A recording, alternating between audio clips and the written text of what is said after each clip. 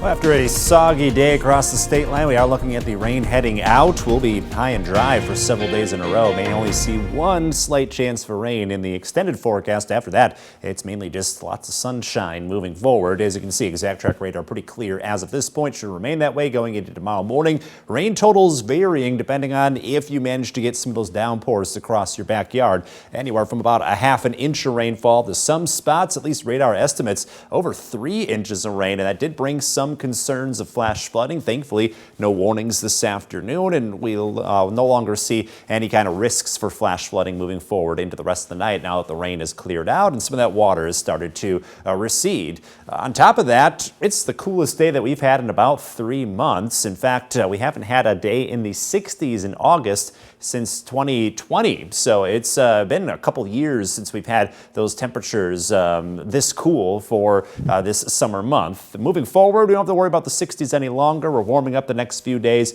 Eventually, we'll crank up the thermostat even more. A heat wave coming back to the area, and that may last several days in a row. So the cooler weather that we felt today is going to be long gone quite soon with all that heat just around the corner. We won't necessarily feel it over the next couple days. Upper 50s as the rain leaves. We clear out late. Tomorrow, temperatures rebounding from the upper 60s to the mid 70s. Still about 5 or so degrees below average for this time of year, but we're getting a little closer. We'll have some breezy winds out of the north, gusting at times at 25 miles per hour. And then the heat dome builds up. So we all have a pretty impressive area of hot weather taking its place right in the middle of the country. We'll be probably sandwiched right in top of that. So as a result, a lot of heat and a lot of humidity building in starting this weekend and going into next week. And it's almost night and day how quickly the forecast changes. So we'll go from slightly below average to near average and then jumping way up within about 24 hours. So looking ahead in the forecast, we'll see temperatures 70s tomorrow, low 80s through the end of the work week. This is a little closer to average for this time of year. Thursday's the day. Early in the morning, may have a few showers or a quick storm, but then